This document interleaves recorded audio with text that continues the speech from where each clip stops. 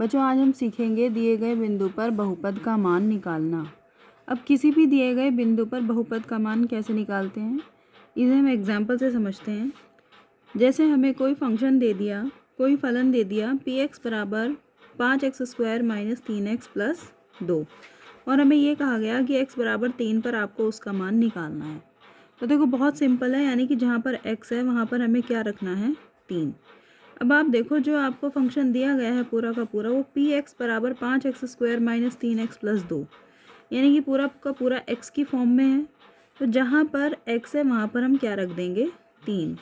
तो p3 बराबर 5, 3 का स्क्वायर - 3 × 3 + 2। एक बात हम ध्यान रखेंगे कि जहाँ जहाँ भी x है वहाँ वहाँ हम 3 रखते जाएंगे और उस 3 को हम हमेशा ब्रैकेट में ही रखेंगे। ऐसा मैं इसलिए कह रही हूँ क्योंकि हो सकता है किसी क्वेश्चन में आपको 3 दिया है और किसी क्वेश्चन में आपको -3 दे दें, ठीक है। यानी कि प्लस भी संख्याएं भी दी जा सकती हैं और माइनस की संख्याएं भी दी जा सकती हैं, इसलिए आप हमेशा x के दिए गए मान को ब्रैकेट में ही रखें, इससे आपको ये हैबिट पड़ जाएगी। 5 × 3 का वर्ग किया 9 - 3 तिया 9 + 2, 5 निम 45 - 9 + 2। पहले जो प्लस वाली जो संख्याएं हैं उन्हें जोड़ते हैं। 45 + 2 कितनी हुई, 47, बाद में -9 कितना आ गया, 38। यानी कि p3 का मान कितना आया, 38। ऐसे ही मैंने इसी के बेसिस पे आपको कुछ क्वेश्चंस दिए हैं करने के लिए। देखो px बराबर x² + x + 1, तो हमें किसका मान निकालना है, p1 का मान निकालना है, ठीक है। ये देखने में तुम्हें अगर सिंपल लग रहे हैं तो इन्हें कॉपी में ज़रूर करके देखना। ऐसा मत सोचना कि ऐसे ही ये तो नॉर्मल ऐसे ही हो जाएगा, कॉपी में करना बहुत ज़रूरी है। देखो p1 का मान निकालना है तो इसका मतलब जहाँ जहाँ x है वहाँ वहाँ क्या रख देंगे, 1। ऐसे ही fx बराबर 5x² - 2x, तो f3 का मान निकालना है तो जहाँ x है वहाँ पर क्या रखेंगे, 3। इस क्वेश्चन में जहाँ जहाँ y है वहाँ वहाँ क्या रखेंगे, 1, क्योंकि ज़रूरी नहीं है हमें फंक्शन किसी भी फॉर्म में दिया जा सकता है।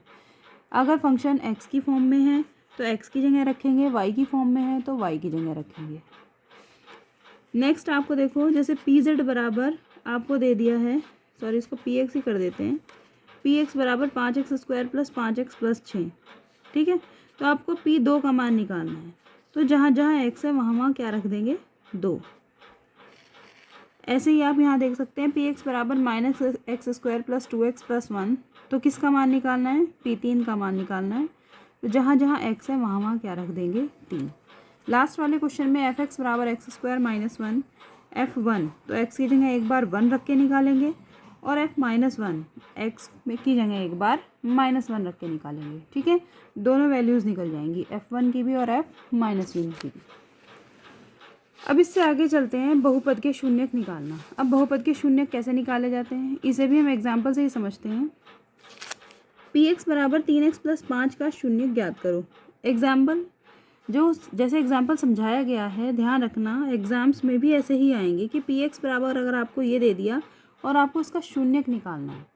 हमेशा दिमाग में एक चीज़ बिठा लें कि जब भी हमें किसी भी अगर आपको कोई भी फंक्शन दिया जाता है और उसको शून्यक ज्ञात करने के लिए बोला जाता है तो वहाँ पे px, fx, qx जो भी चीज़ आपको दी गई है या py, qy उन सबको आप किसके इक्वल रखेंगे, 0 के इक्वल।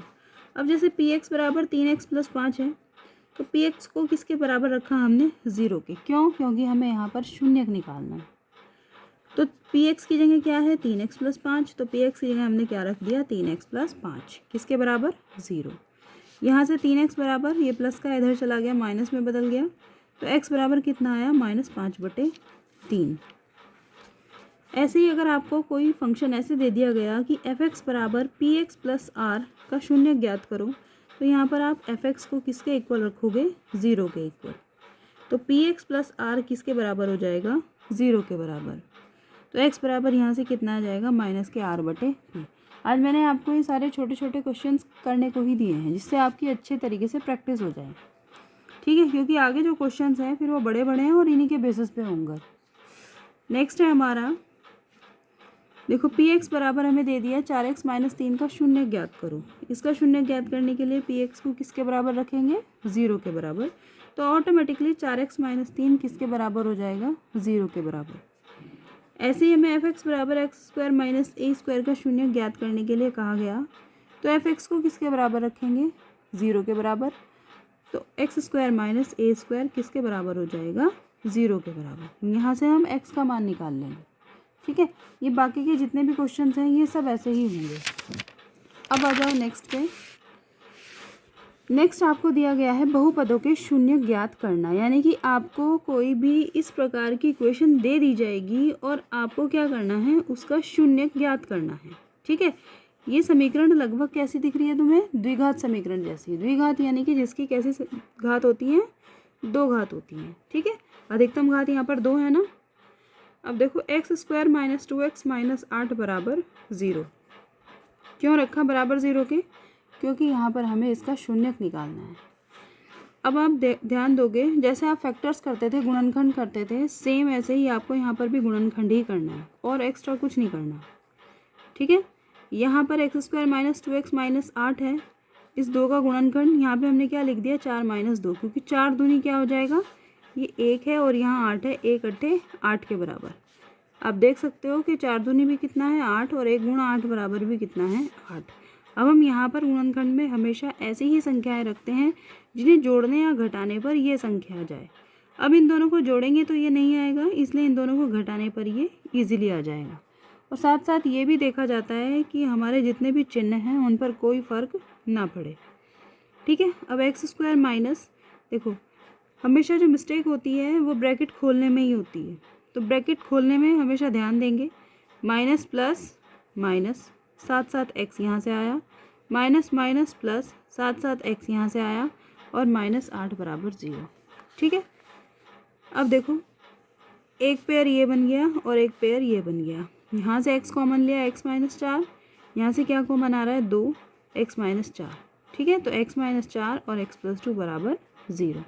एक बार x माइनस 4 को 0 के बराबर रख देंगे और एक बार x प्लस 2 को 0 के बराबर रख देंगे। जब x माइनस 4 0 के बराबर है तो x बराबर 4 होगा, जब x प्लस 2 बराबर 0 के है तो x बराबर माइनस 2 हो जाएगा। ठीक है, ऐसे ही आपको ये 2 क्वेश्चंस और दिए हैं, ये दोनों भी आपको ऐसे ही इनके फैक्टर करने हैं, गुणनखंड करने हैं, और गुणनखंड करके जो x के 2 मान निकल के आएंगे आपको वो निकाल कर दिखाने हैं। ठीक है, इसके साथ ही हम इसमें और भी चलते हैं और देखते हैं सत्यता की जांच करना, क्योंकि अक्सर पेपर में क्या होता है कि आपको एक द्विघात समीकरण दे दी जाती है और कहा जाता है कि आप इनके शून्य ज्ञात करो और उन शून्यकों की सत्यता की जांच भी करो। देखो द्विघात समीकरण आपकी कुछ ऐसी होगी, इस फॉर्म में होगी, क्योंकि द्विघात समीकरण का सूत्र यही होता है ना, ax square plus b x plus c बराबर 0। वहाँ से आप x के 2 मान निकाल लेंगे। ठीक है, अब आपको सत्यता की जांच करनी है, उसके लिए आपको ये दोनों के दोनों फॉर्मूले याद होने बहुत ज़रूरी हैं। शून्यकों का योगफल और शून्यकों का गुणनफल। शून्यकों का योगफल किसके बराबर होता है, माइनस बी अपॉन ए, और शून्यकों का गुणनफल किसके बराबर होता है, सी अपॉन ए। ठीक है, इसे भी हम एक एग्जाम्पल से ही समझते हैं, जो हमने पीछे किया था x square minus 2x minus 8, उसका हमने x के 2 मान निकाल लिए थे, एक 4 निकाला था और एक माइनस 2 निकाला था। ठीक है, अब हमें सत्यता की जांच करनी है, उसके लिए हम सबसे पहले इसके नीचे अपनी द्विघात समीकरण लिख देते हैं और द्विघात समीकरण से इसकी तुलना करते हैं। देखो a का मान यहाँ पर कुछ नहीं है तो 1 है, a का मान कितना 1, b का मान -2 और c का मान देखो कितना आ गया -8, यानी कि हमारे पास a, b और c तीनों के मान निकल कर आ गए।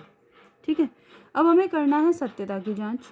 सत्यता की जाँच के लिए हमने 2 फॉर्मूले अभी पढ़े, शून्यकों का योगफल माइनस बी अपॉन ए, तो minus as it is b की जगह हमने b का मान रख दिया, a की जगह हमने a का मान रख दिया, शून्यकों का योगफल आ गया। लेकिन हमारे क्वेश्चन के अकॉर्डिंग हमारे 2 मान निकले थे ना, एक x बराबर 4, एक x बराबर -2। अगर आप इन दोनों, क्योंकि ये दोनों भी तो शून्यक ही हैं, अगर आप इन दोनों शून्यकों का योगफल करके देखो तो 4 प्लस -2 बराबर 4 -2 बराबर किसके 2, यानी कि ये दोनों कैसे हैं, सेम है। ठीक है, तो इसका मतलब सत्य है। अब आ जाते हैं ऐसे ही शून्यकों के गुणनफल पर। शून्यकों का गुणनफल क्या होता है, सी अपॉन ए। सी अपॉन ए यानी कि माइनस का 8 अपॉन 1। अभी माइनस का 8 अपॉन 1 कहाँ से आया, हमने जो तुलना करी थी उसमें देखो सी का मान -8 है और ए का मान 1 है, तो वहाँ से हमने रख दिया, कितना आ गया -8। लेकिन हमारे क्वेश्चन के अकॉर्डिंग दो शून्य का आए थे, एक 4 और एक -2, जब हम उन दोनों की गुणा करते हैं तो भी कितना आता है -8, यानी कि ये दोनों भी कैसे हो गए हमारे इक्वल, बराबर हैं। तो इसलिए शून्य को की जो हमारी जांच हुई सत्यता की वो कैसी हुई, सही हुई। अगर इक्वल नहीं होते तो इसका मतलब सत्यता की जांच हमारी गलत हो गई है। ठीक है, फिर हम उसे दोबारा करके देखते हैं। ठीक, अब ऐसे ही आपको ये जो 2 क्वेश्चन है जिनके शून्य ज्ञात करने के लिए बोला गया था, इन्हीं की आप सत्यता की जांच भी करेंगे। इन क्वेश्चंस को बहुत ध्यान से करेंगे और बहुत ध्यान से समझेंगे, वीडियो को बार बार ओपन करके देखेंगे। ठीक है, जिससे क्वेश्चन अच्छे से समझ में आ जाए। अगर ये अच्छे से समझ में आ जाएंगे तो इससे आगे इसी के बेसिस पे जो और बड़े बड़े क्वेश्चंस हैं वो भी बहुत अच्छे से फिर आप कर लोगे। ठीक है, thank you for the class.